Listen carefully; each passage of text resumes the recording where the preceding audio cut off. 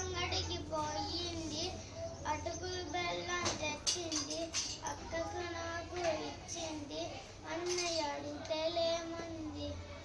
ఆరండి, ఆరు బయటకి చేరండి, ఆనందంగా మనమంతా ఆరు చేరండి.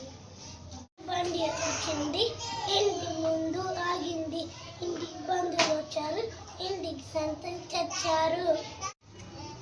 ఈ రోజే ఆదివారం, ఈ వేళే సొలి దినం, ఈలలు వేస్తూ ఆట ఆడుదాం, ఈ రోజంతా సందడి చేద్దాం. ఉమా ఉదయాన్నే ఉల్లాసంగా ఉత్సాహంగా ఉయ్యాలెక్కి ఊగుతున్నది.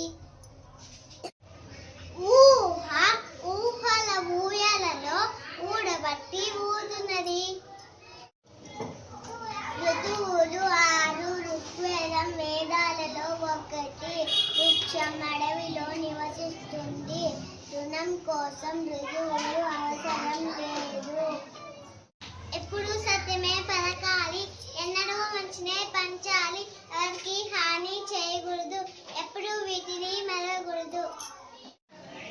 ఏనుగు నల్లాన, ఏనుగు దంతాలు తల్లాన, ఏనుగు మీద రాముడు ఎంతో చక్కని దేవుడు. ఐక్యమత్యమే మహాబలం, ఐక్యంగా ఉంటే ఏదైనా సాధించవచ్చు. దేశం ఐక్యత కోసం పాటుపడాలి.